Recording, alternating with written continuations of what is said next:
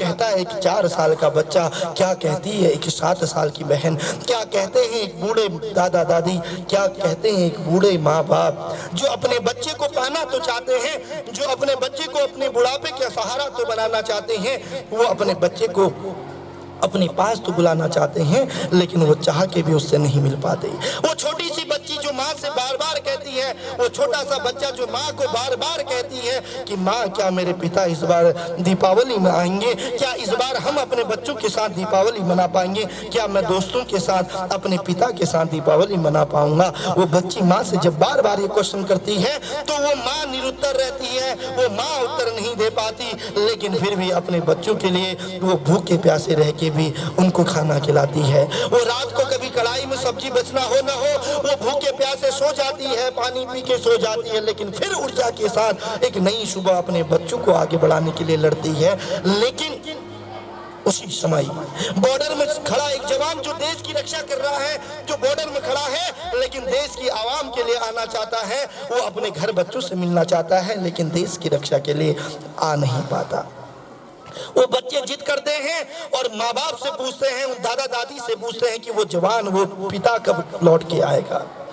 और एक खुशखबरी आती है कि इस दीपावली में वो जवान लौट के आने वाला है। इस दीपावली में वो पिता फिर से अपने पिता से, अपने बच्चों से मिलने आने वाला है। मानो पूरे घर में दीपावली आ जाती है। और ये घटना कोई कहानी नहीं, ये देहरादून की सच्ची कहानी है। ये 7 साल के उस बच्चे की कहानी है जो 4 साल से अपने पिता से मिलना चाह रहा था, लेकिन वो आ नहीं पा रहे थे। लेकिन इस दीपावली में वो पिता आने वाला था।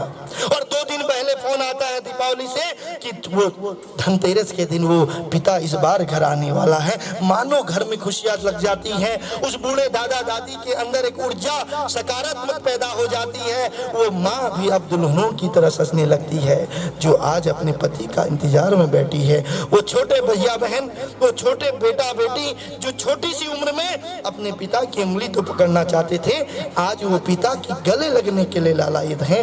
लेकिन 2 दिन बीत जाते हैं, वो पिता नहीं आते।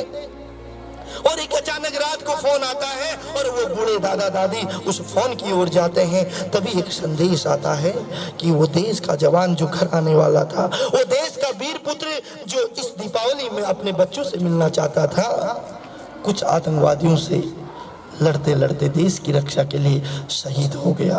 कुछ आतंकवादियों ने अचानक घात लगा के हमला कर दिया, जिसकी वजह से 24 साल, 25 साल, 28 साल और 32 साल का तमाम वो जवान जो दीपावली में घर जाने वाले थे, इस देश की रक्षा करते हुए शहीद हो गए। ये शब्द जब उस बूढ़े पिता के कानों में जाता है, ये शब्द जब उस माँ के हृदय में प्रवेश करता है, आप मानो न मानो वो माँ मूर्छित हो जाती है। वो पिता जमीन में गिर जाता है। जो कल तक दुल्हनों की तरह माँ सजी थी, आज वो बेहोश अबला सी पड़ी रहती है। सुबह होती है, बच्चों को पता नहीं, वो दौड़ के उठते हैं और इस आस में रहते हैं कि आज सुबह उसके पिता से उसकी मुलाकात होती है।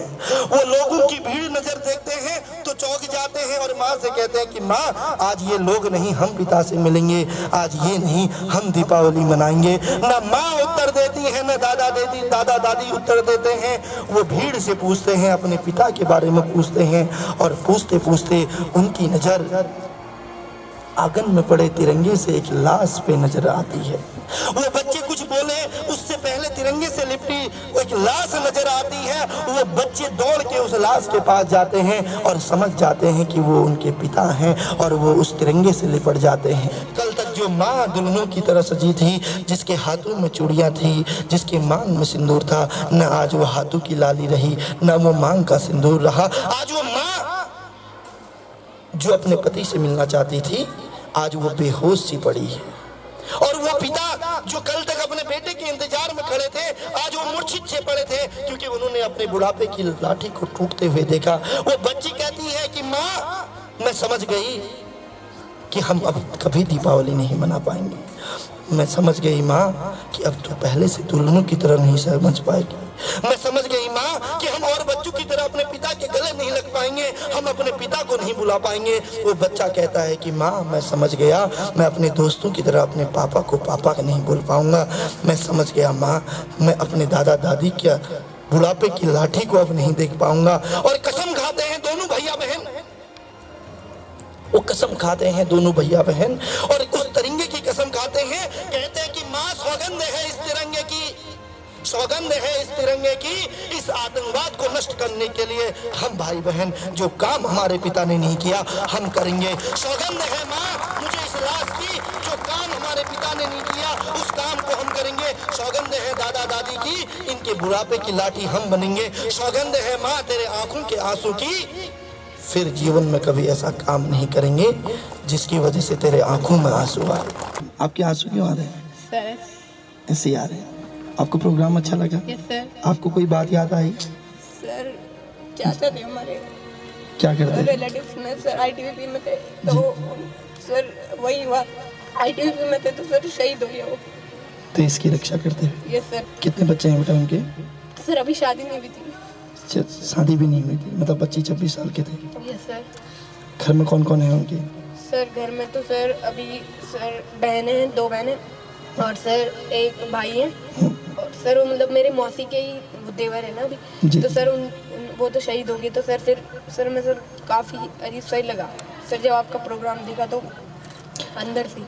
तो बेटा आप कहीं ना कहीं उस आतंकवाद को नष्ट करने के लिए जब आप बड़े हो जाओगे इस चीज़ की प्रतिज्ञा करते हैं कि आप जीवन में कभी नशा नहीं करेंगे, कभी नशा नहीं करेंगे। और सर जो नशा करेगा उसके खिलाफ भी आवाज़ उठाएंगे। मैं कहना चाहता हूँ एक शहीद का छोटा सा परिवार अगर इतना सोच सकता है तो SGRR में पढ़ने वाला बच्चा क्यों नहीं बदल सकता? फिर जो हमारे दोस्तों के साथ नशा करते हैं वो इस आतंकवाद को नष्ट करने के लिए उस नशे रूपी राक्षस को नष्ट क्यों नहीं कर सकते? वो अपने माँ बाप की दीर्घायु की कल्पना क्यों नहीं कर सकते? वो एक अनाथ को बचाने के लिए आगे क्यों नहीं आ सकते?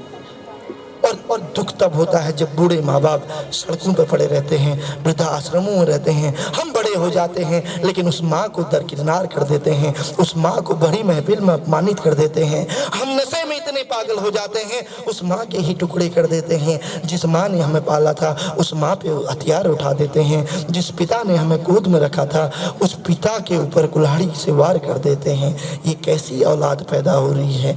ये कैसी 21वीं सदी है? ये कैसे युवाओं की दशा और दिशा है? तो केवल इन बातों का आप ध्यान रखिएगा। तो अपनी वाणी को विराम देते हुए केवल इतना कहूंगा कि वो पथ क्या पथिक कुशलता क्या जिस पथ में बिखरे शूल न हो, वो पथ क्या पथिक कुशलता क्या जिस पथ में बिखरे शूल न हो, नाविक की धैर्य कुशलता क्या जब धाराएं प्रतिकूल न हो, जब धाराएं प्रतिकूल न हो। बोलो बेटा क्या नाम है आपका? कृतिका। क्या क्यों रो रहे बेटा?